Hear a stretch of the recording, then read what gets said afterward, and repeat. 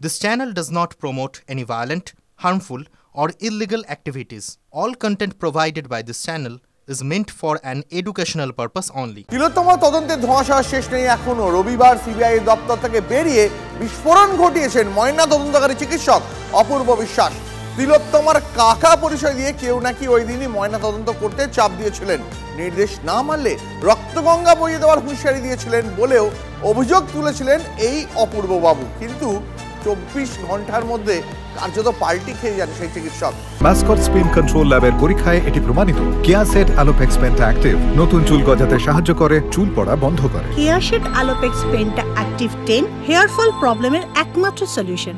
কেন ডিগবাজি খেলেন এই ময়না তদন্তকারী চিকিৎসক দেখুন। অভিযোগ উঠেছিল সূর্যাস্তের পর তাড়াহুড়ো করে ময়না তদন্ত হয় তিলোত্তমার। পরেও চলে গেছিলাম টালা থানায় বডি ফ্রিজ আপ করার জন্য, তখনও পুলিশ আমাদের হেল্প করেনি, তখন আমাদের প্রেশার দিয়েছে। অভিযোগ উঠেছিল দ্রুত তিলোত্তমার দেহ দাহ করে দেওয়া হয়। কতক্ষণে ওরা বডিটা পুড়িয়ে দিতে পারবে এটা একটা ওদের চেষ্টা। এমনকি শ্মশানে গিয়ে ওই আরো 3-4টে বডি ছিল যেখানে আর কি সব ক্রিয়াকর্ম করা হয়, ওখানেও একটা বডি রাখা ছিল। সেগুলো ভেদ করে গিয়ে আমার মেয়েকে একদম চুল্লির সামনে ওখানে শুয়ে সবকিছু করে দেওয়া হলো। তাড়াহুড়ো কেন হলো? কারো চাপ ছিল? রবিবার সিবিআই দপ্তর থেকে বেরিয়ে বিস্ফোরক কথা শুনিয়েছিলেন ময়না তদন্তকারী চিকিৎসক মেডিকেল বোর্ডের প্রধান অপূর্ব বিশ্বাস। করার জন্য মেয়ের কাকা পরিচয় একজন ছিল, যে বলেছিল ওই দিনকে পোস্টমর্টম না হলে রক্তগঙ্গা বইয়ে দেবে, ওই দিন পিএম না হলে রক্তগঙ্গা বয়ে যাবে। এক্স কাউন্সিলর বলে একজন কেউ ছিলেন, নাম বলতে পারবো।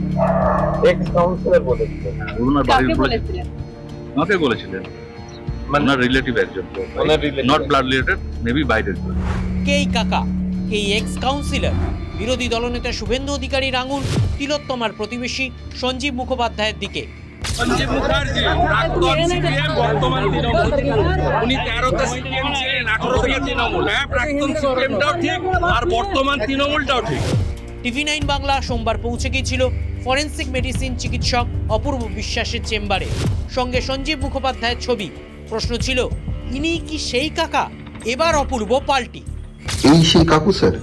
এই বিষয়ে আমি বলতে চাইছি না, আমার কারোর বিরুদ্ধে কোনো অভিযোগ নেই, আমাকে থ্রেট দেয়নি। তারা চেয়েছিলেন যাতে সেই দিনে হয়, তাড়াহুড়ো বলেননি। সেটা কি একটু যদি এটা বলে দেন স্যার, আর কিচ্ছু বলছি না স্যার, শুধু এইটুকু। রবিবার রাত আর সোমবার দুপুর কয়েক ঘন্টার মধ্যে ডিগবাজি। কেন বদলে গেল বয়ান? কারো চাপে? উত্তর নেই। তবে ময়না তদন্ত নিয়ে আরও ধোঁয়াশার জন্ম দিয়েছেন অপূর্ব বিশ্বাস। TV9 বাংলার সামনে চাঞ্চল্যকর স্বীকারোক্তি। নিয়ম অনুযায়ী সূর্যাস্তের পর ময়না তদন্ত করতে গেলে ডেপুটি কমিশনার বা এসপি পদমর্যাদার পুলিশ অফিসারের চিঠি লাগে, অথচ চিঠি গিয়েছিল টালা থানার এসআইয়ের। ডিসির অনুমোদন ছাড়াই ময়নাতদন্ত হয়, মেনে নিয়েছেন অপূর্ব। কেন হয়েছে তার যুক্তিও দিয়েছেন। এই যে বিতর্কটা উঠছে যে থানার এসআইয়ের ইয়েতে কেন আপনি এটাকে অ্যাপ্রুভ করলেন?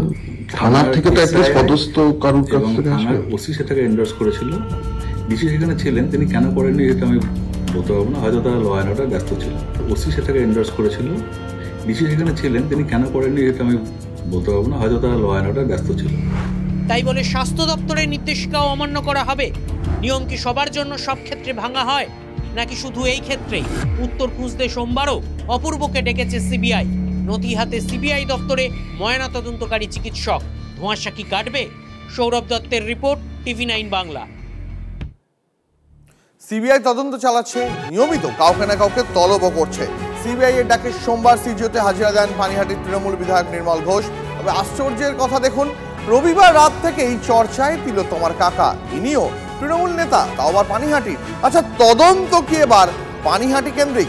দ্রুত দাহ রহস্য, তার সমাধান কি খুঁজছেন তদন্তকারীরা? ময়না তদন্তকারী ডাক্তারের বিস্ফোরক দাবি, চর্চায় তিলোত্তমার কাকা। এবার কি পানিহাটিতে তদন্তের চাকা? জল্পনা বাড়িয়ে সোমবারই সিবিআই দফতরে পানিহাটির তৃণমূল বিধায়ক নির্মল ঘোষ।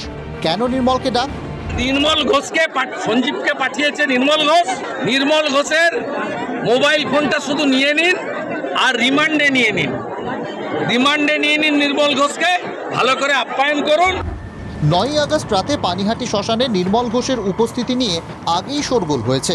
তৃণমূল বিধায়ক যুক্তি দিয়েছিলেন, আমার ভোটার, আমার এলাকার একজন ইয়াং ডাক্তার, সে মারা যাওয়ার পর নৈতিক মানসিক যে দায়িত্ব আমার ছিল আমি সেটা পালন করেছি।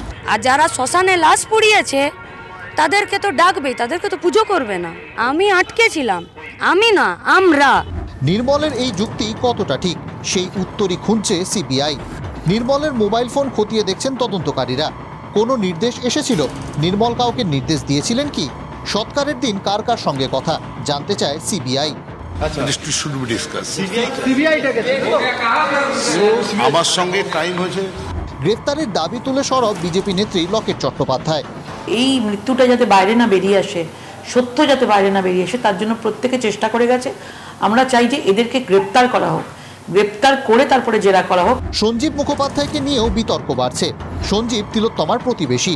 তিলোত্তমার ঘাট সার্টিফিকেটে সঞ্জীবের সই নিয়ে আগেই বিতর্ক হয়েছে। মা বাবার সই নেই, কেন প্রতিবেশী সই করলেন?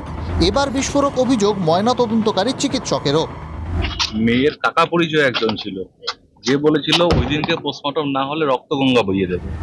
সত্যিই কি দ্রুত ময়নাতদন্ত করতে চাপ দিয়েছিলেন? উত্তর পেতে সঞ্জীবের বাড়িতে পৌঁছে গিয়েছিল TV9 বাংলা। বাড়িতে নেই সঞ্জীব। কোথায় কোন অফিস আমি ঠিক বলতে পারছি না। সঞ্জীব মুখার্জি বাড়িতে নেই। সঞ্জীব মুখার্জির সাথে আমরা ফোনে যোগাযোগ করি। ফোনে সব অভিযোগ অস্বীকার তার। FIR তিনিই লিখেছিলেন, বললেন সেটাও। যে ওইখানে অত বড় বড় একজন পুলিশ প্রধানরা রয়েছেন, সংগঠন ডাক্তারের সমস্ত মাথারা রয়েছে, স্বাস্থ্য দপ্তরের সব মাথারা রয়েছে, সেখানে আমি কাউকে যদি বলি তাতে কি পোস্টমর্টম প্রভাবিত হয়?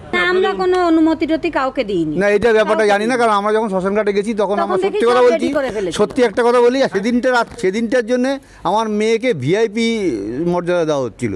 এটা আমাদের খুবই খারাপ লেগেছে। আমরা শ্মশানে গিয়ে দেখি জানি না সব রেডি এবং আমার মেয়ের দেহ এবং ওই সামনে নিয়ে শুয়েও দেওয়া হয়ে। ময়নাতদন্তকারী চিকিৎসকের অভিযোগকে মাথায় রেখে কি সঞ্জীবকেও ডাকবে সিবিআই?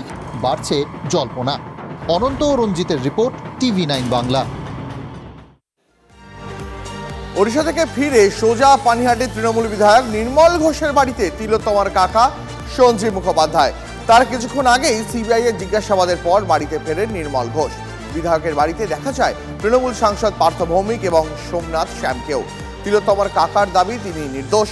তিনি যা বলার ওপেন ফোরামে বলবেন, প্রয়োজনে আইনের সাহায্যও নেবেন। তার আরও দাবি, অভিযোগকারী চিকিৎসককে তিনি চেনেন না।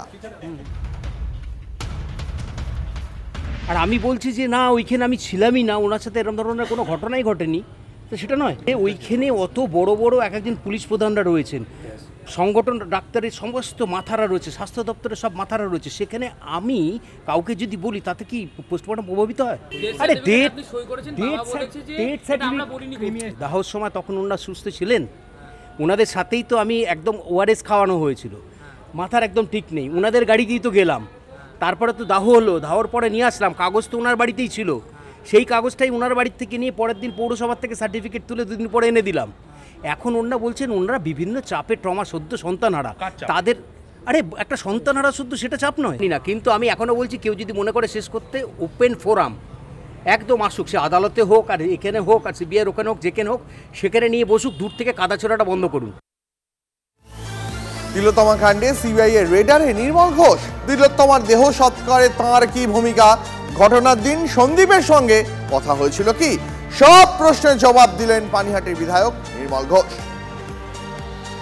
সন্দীপ ঘোষের সঙ্গে আমার কোনো বৈঠকই হয়নি। মেয়েটি তো আমার এলাকা, ছোটবেলা থেকে আমার বাড়ির উল্টো দিকে স্কুলে পড়তো, তো আমার তো নৈতিক দায়িত্ব অনেক বেশি। সেই নৈতিক দায়িত্ব আমাকে পালন করতে হবে। তো স্বাভাবিক কারণেই আমি 3:30 পর কি নিয়ারলি 3:30 9 তারিখে পৌঁছেছি। সমস্ত অ্যারেঞ্জমেন্ট আমি দেখেছি, আমার যেখানে আওতায় আসে আমি সেইটুকু গিয়েছি।